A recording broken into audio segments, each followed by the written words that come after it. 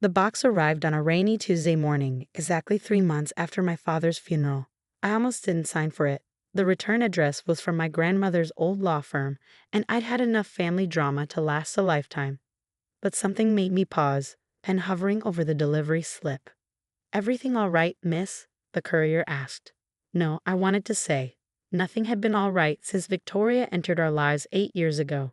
But instead, I just nodded and signed. My name is Sarah Mitchell, and at 28, I lost both my parents and my inheritance in the span of a decade. My mother died when I was 18, leaving me with my father and our family business, Mitchell Publishing, one of Boston's most respected independent publishing houses. We'd been close, Dad and I, until Victoria swept into our lives with her designer clothes and calculated charm. I set the box on my small apartment's kitchen counter, studying the firm's embossed logo. Harrison, Wells and Associates. My grandmother Margaret had been their client for years before she passed away 2 years ago. What could they possibly be sending me now? Inside was a sealed envelope with instructions written in my grandmother's elegant hand, to be delivered to Sarah Mitchell 3 months after the death of her father, James Mitchell. My hands trembled as I opened it. "My dearest Sarah," the letter began. "If you're reading this, then everything I feared has come to pass. Your father is gone, and that woman has taken what rightfully belongs to you." I sank into a chair, my grandmother's words blurring through sudden tears. "I watched Victoria poison your father's mind year by year, turning him against you, against everything our family built. But I made arrangements, Sarah. Everything you need is in the safe deposit box. The key is enclosed. Don't let her destroy our legacy." The letter was dated 6 months before her death. Attached was a small key and detailed instructions for accessing a safe deposit box at First Boston Trust. My phone buzzed. A text from Victoria. "The movers are coming tomorrow. Whatever's left in the house will be disposed of. Don't bother coming by."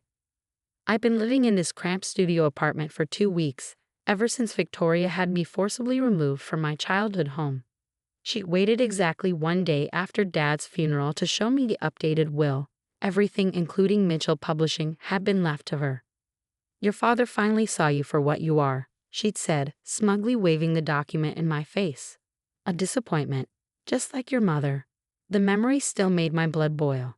I'd grown up in that house, spent summers helping Dad in his study, learning the publishing business from the ground up. Mom and I had planted the garden together, the one Victoria had already torn out to make room for a pool. But now, holding my grandmother's letter, I felt a spark of hope. Margaret Mitchell had been a force of nature, brilliant, strategic, and fiercely protective of our family's legacy. If she'd made arrangements, they would be thorough. I grabbed my coat and headed to the bank. The safe deposit box contained 3 items: a thick manila envelope, a USB drive, and another letter. "The evidence is all here," my grandmother's note read. "Every fraudulent transaction, every manipulated document, every step Victoria took to isolate your father and take control. The original will is on the drive, along with recordings I think you'll find interesting. But be careful, dear one, Victoria is dangerous when cornered." I had the documents scanned and copies made before I even left the bank. Back home, I plugged in the USB drive with shaking hands. The files were meticulously organized, because of course they were. My grandmother had been nothing if not thorough. Financial records showed large sums being transferred from company accounts to offshore holdings in Victoria's name. Email exchanges revealed her systematic campaign to convince my father I was trying to take over the company behind his back. But it was the audio files that made me feel sick. "She's just like her mother, James," Victoria's voice purred in one recording. "Always questioning your decisions, undermining your authority. The business is suffering because you won't stand up to her." "Sarah's young," my father protested weakly. "She just needs time. She needs to learn her place." Victoria cut in.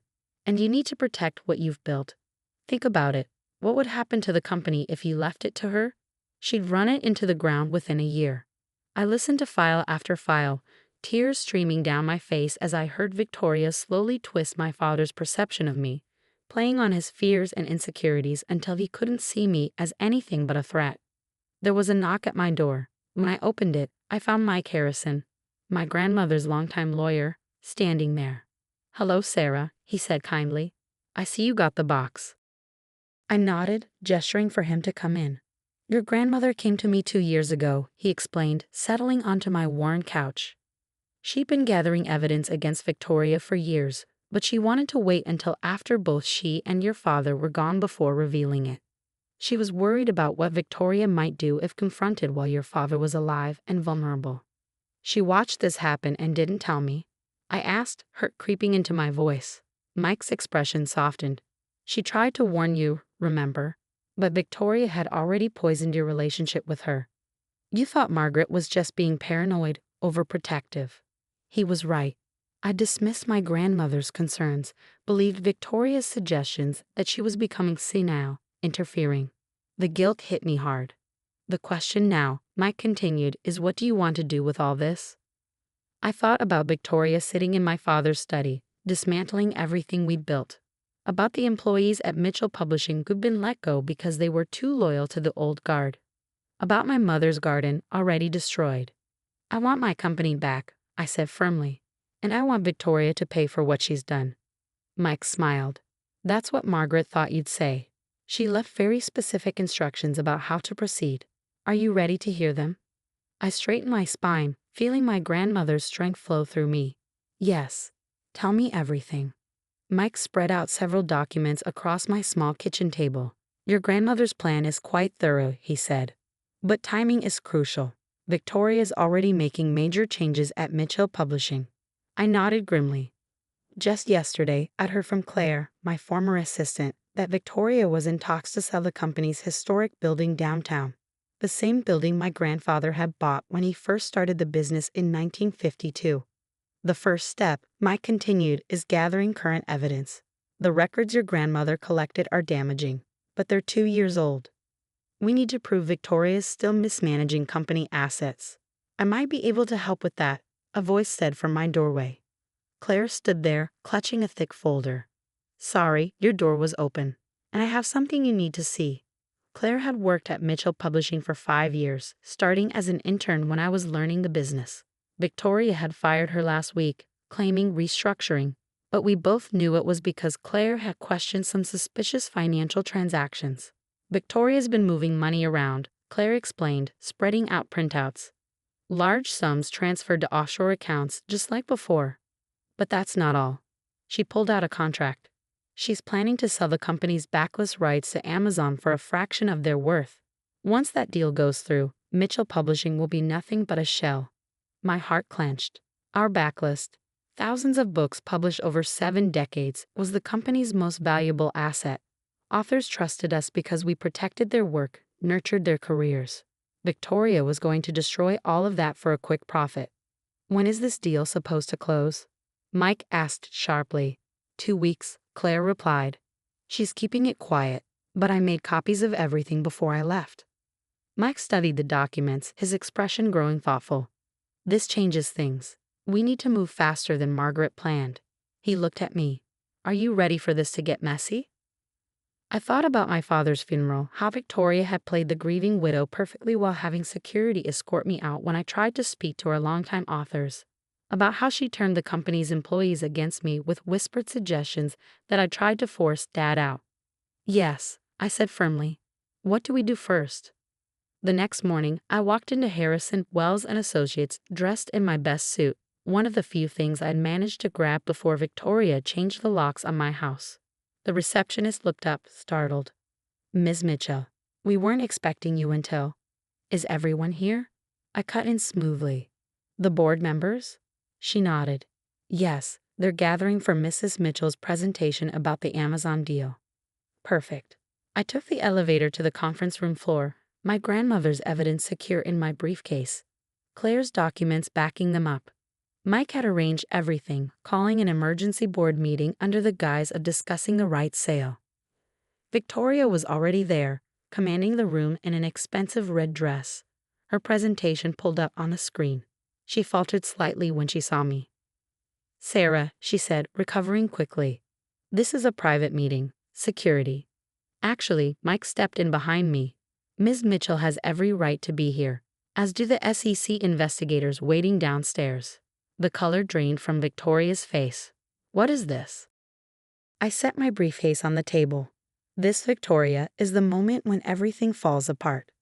For the next hour, I laid out the evidence, both my grandmother's carefully gathered documentation and Claire's recent findings. The board members listened in stunned silence as I detailed Victoria's systematic theft of company assets, her manipulation of my father, and her plans to strip Mitchell Publishing bare. "These are ridiculous accusations," Victoria sputtered, but I could see the panic in her eyes. "James left the company to me. I have the will. I will you pressured him to change while he was on heavy medication after his heart attack." I countered, pulling out medical records. His doctor's notes show he wasn't competent to make legal decisions during that time. And we have the original will right here. One of the board members, Thomas Chen, who'd known my family for decades, studied the documents carefully. "These offshore transfers, they're still happening. As recently as last week," I confirmed. "And now she's trying to sell our backlist rights for a fraction of their value. Once that deal closes, the company will be worthless." Victoria stood up abruptly, grabbing her bag. "This is absurd. I don't have to listen to these lies." "Sit down, Mrs. Mitchell," Mike said firmly. "The SEC agents would like to ask you some questions, and I believe the police will have some as well." She sank back into her chair, her carefully constructed facade cracking. Thomas cleared his throat. "I moved to suspend Mrs. Mitchell from all company operations pending a full investigation." He looked around the room. All in favor. Every hand went up. As Victoria was escorted out by security, the same security team she used to remove me from my home, she turned back with a snarl. "You think you've won? Your father knew what you really are. He told me. He told you what you manipulated him to believe." I cut her off. "But he left something else too." I pulled out one final document, a letter my father had written 6 months ago, found in my grandmother's safe deposit box. "Dear Sarah," I read aloud, my voice steady despite the tears threatening to fall. "If you're reading this, I fear I've made a terrible mistake. The medication makes everything foggy. But in my clearer moments, I see what Victoria's done. What I've allowed her to do. Your grandmother tried to warn me, but I wouldn't listen. I'm so sorry, sweetheart. I hope someday you can forgive me." Victoria's mask finally crumbled completely. As the SEC agents led her away, I turned to the board. "Mitchell Publishing has been my family's legacy for 3 generations," I said. "I grew up in this business. I learned every aspect of it, not just from my father, but from everyone in this room. I know we have challenges ahead, but with your support, I want to rebuild what Victoria tried to destroy." Thomas smiled, the same warm smile I remembered from childhood visits to his office. "Welcome home, Sarah." But as I looked around the conference room, at the faces of people who'd known me my whole life, I knew this wasn't the end. Victoria had done deep damage to more than just our finances. Trust had been broken, relationships strained. Rebuilding would take more than just proving her crimes. I had my company back, but the real work was just beginning. The next few months were a whirlwind of activity. Every day brought new discoveries of Victoria's manipulation. Altered contracts, hidden debts, damaged relationships with authors and agents. But with each revelation came an opportunity to make things right. I started with the employees she'd fired. Mike helped me review every termination, and we brought back those who'd been let go for questioning Victoria's decisions. Claire resumed her position, promoted to Chief Operations Officer, the role she earned through years of dedication. The FBI found most of the missing money, Mike told me one morning, setting a thick report on my desk. Victoria had it spread across accounts in the Caymans and Switzerland. "They're working on recovery now." I nodded, but my attention was on another document, the contract for my childhood home. Victoria had put it up for sale before her arrest, and the buyers were eager to close. "Are you sure about this?" Mike asked, noting my expression. "You could stop the sale, move back in."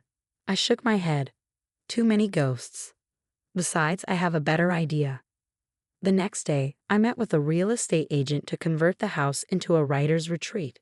The garden my mother had loved would be restored, and the space would serve emerging authors who needed time and space to create. It felt right, turning a place of pain into something positive. But the biggest challenge was rebuilding trust with our authors. Victoria had damaged many long-standing relationships, and some had already signed with other publishers.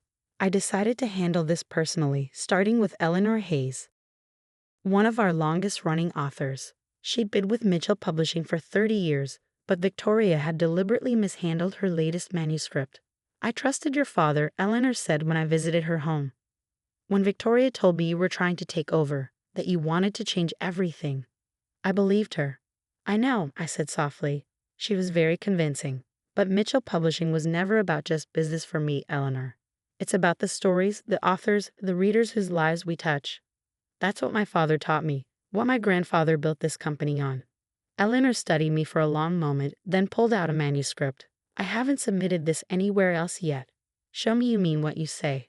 Slowly, one by one, we rebuilt those connections. Some authors needed time, others wanted proof things had changed. We revised contracts to be more author-friendly, increased marketing support, and restored the personal touch that had made Mitchell Publishing special. 6 months after Victoria's arrest, I received another letter, this time from prison. "You think you've won," she wrote, "but you'll never be the publisher your father was. You're just a little girl playing at business, and eventually, everyone will see that." I placed the letter in my grandmother's old file, alongside all the other evidence of Victoria's crimes. Her words couldn't hurt me anymore. That evening, I worked late in my father's old office, my office now. I kept his desk but changed everything else, making the space my own. On the wall hung 3 photographs. My grandfather on opening day in 1952, my parents at their first book launch, and my grandmother receiving a Lifetime Achievement Award from the Publishers Association. Claire knocked on the door, excitement evident in her expression. "The numbers are in for Eleanor's new book. It's our biggest launch in 5 years." I smiled, thinking about how far we'd come. The company wasn't just surviving, it was thriving. We paid off Victoria's hidden debts, restored our reputation, and were attracting new talent while honoring our established authors. "Sarah," Claire added hesitantly, "there's something else. They're announcing the Publishing Excellence Awards next week. Mitchell Publishing is nominated for Publisher of the Year." I felt tears prick my eyes. The award had meant everything to my father. We'd won it 3 times under his leadership. Victoria had dismissed it as meaningless, focusing only on profit margins. Later that night, I visited my parents' graves, laying fresh flowers beside their headstones. "We did it," I whispered. "We saved the company, and we made it better." The following week, standing on stage accepting the Publisher of the Year award, I thought about my grandmother's letter, the one that had started everything. She'd known Victoria would try to destroy our legacy, but she'd also known something else, that I was stronger than I realized. Mitchell Publishing was founded on a simple principle, I told the audience, that books have the power to change lives, and publishers have a responsibility to nurture not just manuscripts, but the people who create them. My grandfather understood this. My parents lived it. And despite those who tried to change that vision, it's still what guides us today. In the front row, I saw Thomas Chen wiping away tears. Eleanor Hayes was beaming, and beside her sat Claire, who'd stood by me through everything. These were the people who mattered, not Victoria with her schemes, not the doubters who'd believed her lies. The after-party was held in our newly renovated office building, the one Victoria had tried to sell. As I moved through the crowd of authors, employees, and industry colleagues, I heard my father's voice in my head. "Publishing isn't about books, Sarah. It's about people. Take care of the people, and everything else falls into place."